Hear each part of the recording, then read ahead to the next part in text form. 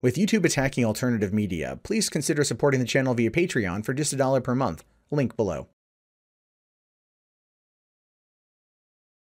Joseph Gordon-Levitt passionately defends Luke Skywalker in Star Wars: The Last Jedi. Now look, I rag on this movie a lot. Articles keep coming out. I kind of feel like I keep having to. However, this one's interesting because if you don't know, Joseph Gordon-Levitt has a cameo appearance in the movie. He's actually in the Canto Bight scene as the guy with like the one alien with a really out of place like Southern Kentucky accent. Like, they parked their space shuttle over there on the beach. I told them they can't do it on the beach. It made no sense why that particular accent was there, why that voice was used. It like, why? What? Everyone else is like speaking in their own language and whatnot. And this made no sense to me. I thought it took me out of the scene entirely. Like I said, I hate the Canto Bight scene. It's just the most pointless scene in any Star Wars movie ever. Even more so than meeting the Gungans for the first time. But that being said, that was Joseph Gordon-Levitt in that particular costume, and so he's now defending the movie that his buddy Rian Johnson made. And look, I get it. I do get it.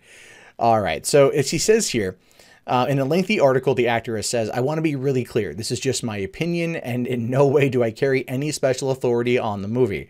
I'm probably biased in its favor, but then again, we're all biased somehow, so there's that." And to that, I do give Joseph Gordon-Levitt some credit. He's coming into this from a, this is just my opinion perspective. I am clearly going to be biased about this movie, but it's like he just say we're all biased. And, well, I mean, I think I would argue a little bit. He's a little bit more biased than than other people, right? He's not only really good friends with the writer and director, he's also in the movie. So, I mean, there's that. Now, it says here, for so many of us, Luke is the epitome of a hero. He is what we strive to be. He's also our access point to a world we love. We got to know Star Wars through his eyes of this character. And now, after all this time, we finally get to see him again. And he sort of sucks as a person. He's disrespecting everything the Jedi is supposed to stand for. Ultimately, it feels like he's disrespecting us. Or, as some fans concluded, this isn't the real Luke Skywalker, but rather a bastardization perpetrated by bad storytelling or corporate interests.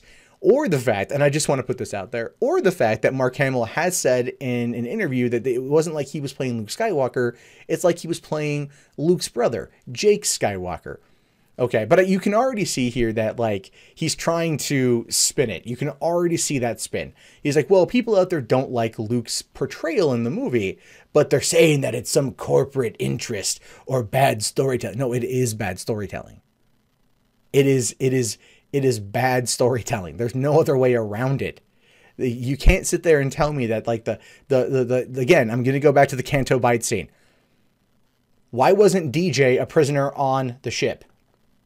Why wasn't he someone who Kelly Marie Tran tried, Rose's character had zapped with trying to escape on an escape pod, and that's how they, they work with him in order to then go over and deactivate the thing on the dreadnought, right? Like the shield thing. Why don't they go do that? Like, why? That would have been a far more interesting thing, because it would have, for one, tied into Rose's actions as trying to stop potential deserters. Right. And it would have also given DJ, a bit more of a character arc, and they could have maybe brought in a new cool character that apparently is going to be coming back, apparently.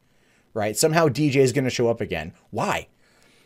Why? It makes no sense. At this point, everything about this is just, again, it's bad storytelling. Bad storytelling. But Joseph Gordon-Levitt, you're just like, I'm defending my friend. And I get that. I do. But let's continue before I continue tearing apart everything you have to say. Leaving Luke unchanged would have been a huge missed opportunity. Think about how rare this is. A trilogy of movies is made with a young protagonist played by an actor in his 20s. Then, no fewer than 40 years later, the actor gets to play the same character as an older man. I don't know how many times this has ever happened in the history of movies. Has it ever happened? No, there's characters that have come, people that have come back, obviously, but at the same time, I get what he's trying to say. It's like, if we left Luke unchanged over the course of 30 years, then it would have felt like just he's on another hero's journey. And I completely understand that. But as we learned from The Force Awakens, at least what was hinted at in The Force Awakens, is that Luke felt shameful over what happened with Kylo Ren. As we learned in this movie, yeah, we know why it happened, why he felt shameful.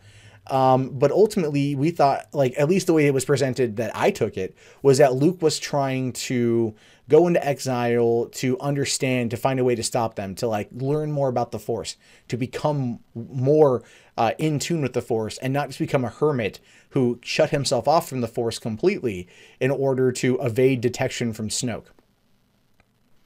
Again, there's whole other elements there that just were never connected, that, you know, basic storytelling would have found a way to connect it, unless you're setting it up for the third movie, which ultimately I think they're going to retcon most of this stuff. I think they're really going to do that. No one is a perfect hero or a perfect villain. We're more complicated than that. Every one of us, flawless characters feel thin, and forgive me if I blaspheme, but the young Luke Skywalker always did feel a little light to me, which is why it was so cool this time around to see him fill out into a more imperfect human being.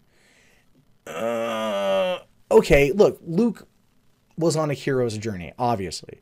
A young 19-year-old farmhand from Tatooine discovers that he is the son of the biggest, baddest, blackest mofo in the galaxy, and goes on an intergalactic journey to restore balance to the Force, as ultimately is the prophecy, because the prophecy was talked about in The Phantom Menace, but it wasn't really necessarily... well, maybe Anakin did by killing the Emperor.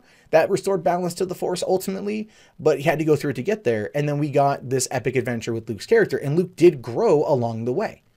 Right? Luke wasn't the same character that he, at the end of Return of the Jedi, that he was at the beginning of A New Hope. And what Joseph Gordon-Levitt here is potentially trying to say is that that's just not the case, right? Like, oh no, Luke was the same character. And as for the same character coming back nearly 40 years later, let's not forget Harrison Ford as Indiana Jones, or Harrison Ford as Deckard. We're talking in the 30-year range there, right? And technically, 2019 apparently is going to have, or 2020 is going to have the 5th Indiana Jones movie or something in there. The point I'm trying to get to here is that ultimately, you know, Luke was not the same character. He wasn't.